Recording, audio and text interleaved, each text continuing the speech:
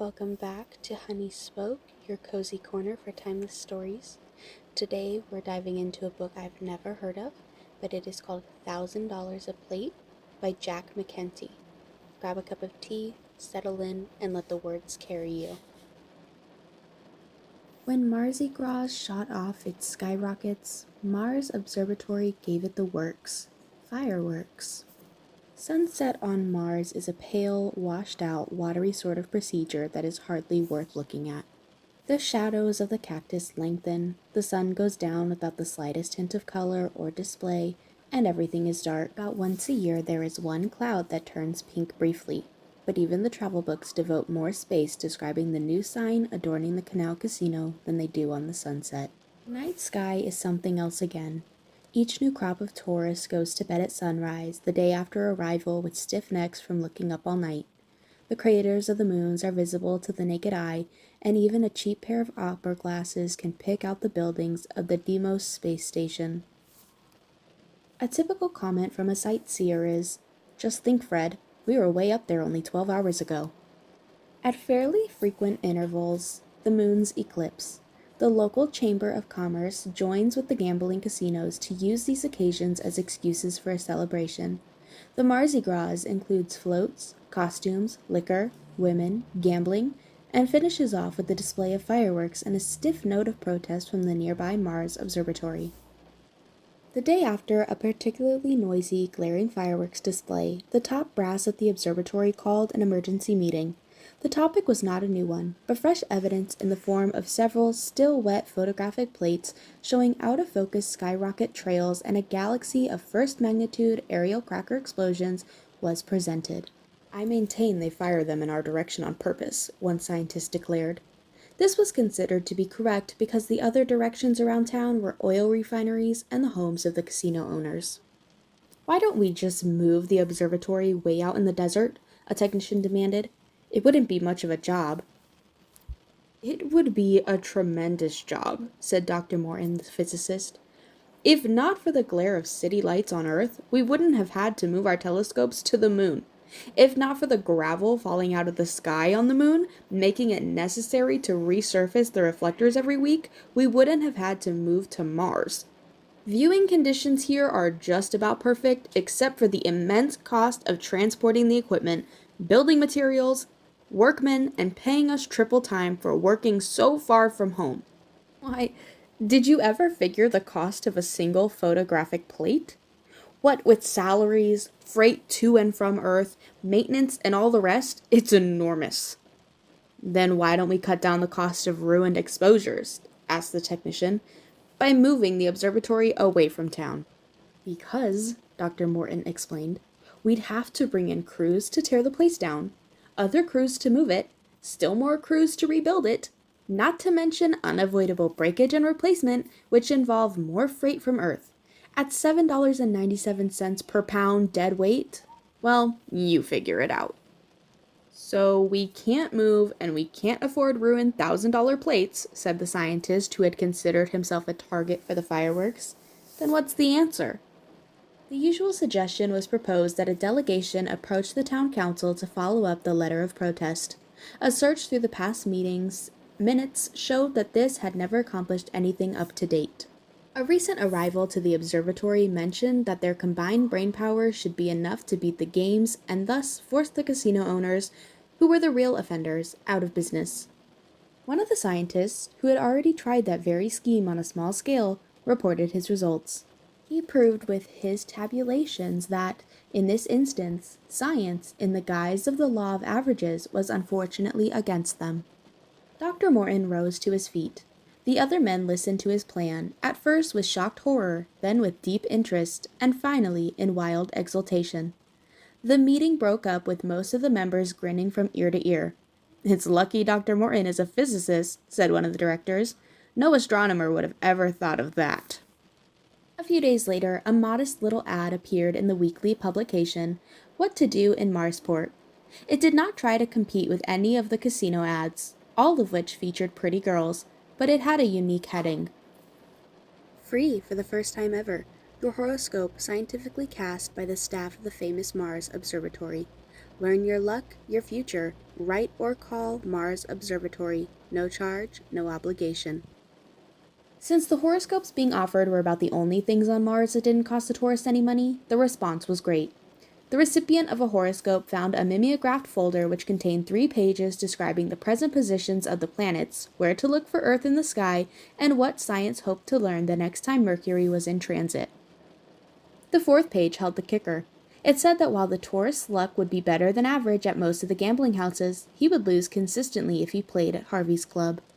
Within 2 days, the only people playing at Harvey's were the shills. The following day, the visitors to the observatory included Harvey. The gambler was welcomed with mingled respect for his money and contempt for his occupation. He was taken immediately to see Dr. Morton, who greeted him with a sly smile. Harvey's conversation was brief and to the point. "How much?" he asked, waving a horoscope under Dr. Morton's nose. "Just a promise," said the scientist. Harvey said nothing, but looked sullen. "You are on the town council," Morton continued. "Now the next time the question of a tourist entertainment is discussed, we want you to vote against a fireworks display." He then explained how important plates had been ruined by skyrocket trails. Harvey listened with great interest, especially when Dr. Morton flatly stated that each casino, in turn, would get the same publicity in the horoscopes. "The council members are all for the tourists," Harvey commented, "and you guys are supposed to be nuts, like all scientists. But I'll do like you say." He reached into his pocket. "Here's $50. Use it for a full-page ad this time, and do the Desert Sands Casino in your next horoscope. And say, before I go, can I look through the telescope? I never seem to have the time before." At weekly intervals, Dr. Morton did the Desert Sands, Franklin's Paradise, the Martian Gardens, and the Two Moons Club. From each owner he extracted the same promise, to vote against the fireworks at the council meetings. The technique was settling down to a routine. Each victim came, made the promise, paid for the following week's ad, named the next casino, and was taken on a tour of the observatory. Then disaster struck. It took the form of an interplanetary telegram from Harvard Observatory, their parent organization. It read, "Earth newspapers carrying accounts of horoscopes published by your organization, very unscientific, must stop at once, find other solution. L. K. Bell, Director." Dr. Morton was eating alone in the staff dining room when he noticed a familiar face beside him. "Harvey," he said, "guess you've come down to gloat over our misfortune." "No, Professor," said Harvey. "You've got my promise to help you boys, and I'll stick by you. It's a rotten shame, too. You just about made it. The rest of the club owners saw the writing on the wall and were going to cooperate with you when the telegram came. All of us got contacts in the telegraph office, so they heard about it soon as it arrived and stayed away." Dr. Morton said, "Yes, I suppose they would. There's not much we can do now. There are 13 members on the council," Harvey continued, "and you've got 5 of us. If that telegram had only come 1 day later, no more fireworks. But I got an idea." Dr. Morton pushed aside his empty coffee cup and stood up. "Let's get out in the fresh air." The town council was adding insult to injury by staging one of the biggest fireworks displays ever. It consisted of practically all skyrockets. Dr. Morton expressed wonder at their supply. Harvey explained that they were made right on Mars. He went on to tell his idea. "I was real interested in everything when you took me around the first time I was here," the gambler said. "The same goes for the other boys who saw the place. Most of us meant to come out here and look around sometime, but you people work nights, and, us mostly working nights too, we never got around to it. How about arranging an exclusive tour sometime, just for the club operators and their help? Then, when they see everything, you could offer to name a star after them or something. If I hadn't already promised, I'd be willing to promise, just to be able to point in the sky and say, 'That's Harvey's star.'" Dr. Morton smiled gently. "That's a wonderful idea," he said, "but I don't think it would work. Any stars worth looking at with the naked eye already have names. The only ones we could name after people are so far away that it would take an exposure of several hours just to see them on a photographic plate. You wouldn't be able to point yours out at all. Besides, Harvard Observatory wouldn't stand for this idea either. It would make as much sense to them as you naming a poker chip after me." He sighed. "But in any case, we would like to have all the owners over sometime. It might improve relations somewhat." The two of them watched a rocket wobble all over the sky before exploding. "Let's go back inside," said the physicist. Maybe we can arrange that tour for Sunday. Sunday afternoon, the visitors, presumably softened up by what one of the chemists thought were martinis, were seated in the lecture hall listening to Dr. Morton's concluding remarks. One of the technicians is working on a gadget with a photocell that closes the shutter on the film when a rocket goes up, Dr. Morton was saying. It should cut down the exposure time a great deal. Right now, every night may be significant. If the plates from any one night are spoiled, we may not be able to duplicate them for a Martian year. Mankind is preparing the first trip to another star, and the work of Mars Observatory is necessary to ensure the success of that trip. You gentlemen are rightly the leaders of Mars, and so it is up to you to decide whether or not that success will be possible. He sat down to a smattering of applause. The visitors, except Harvey, then left. "It didn't go over, Professor," said Harvey. "I know," said Dr. Morton. "That washes out that plan." He turned to the gambler. "You're the only person I can trust with this," he said. "How would you like to help me make some fireworks?" 1 week later, the two men had everything ready. That night, as quietly as possible, they moved to a position behind a fence near the skyrocket launching racks. Dr. Morton was carrying a compass, a flashlight, and a small clinometer. Harvey was struggling with 2 large skyrockets. He whispered, "What if we miss, or they go off too soon or something?" "Nonsense, Harvey," said Dr. Morton. He busied himself with the flashlight and compass and carefully aimed one of the rockets. "You forget I am a physicist." He then aimed the other rocket and checked elevation with the clinometer. "The fuels are standard, and I worked out the trajectories on the computer. Ready with your match?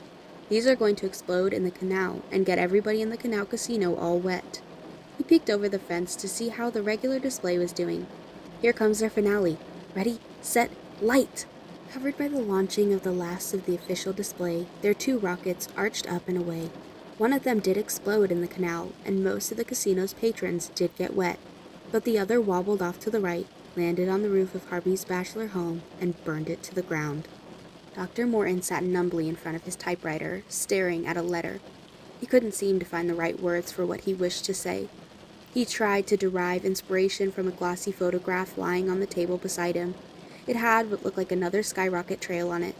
Before he could answer it, the door opened and Harvey walked in, accompanied by 2 men with muscles. "I haven't seen you since the accident, Professor," he said. "I have been trying to write you a letter," said Dr. Morton, "to tell you how sorry I am about what happened.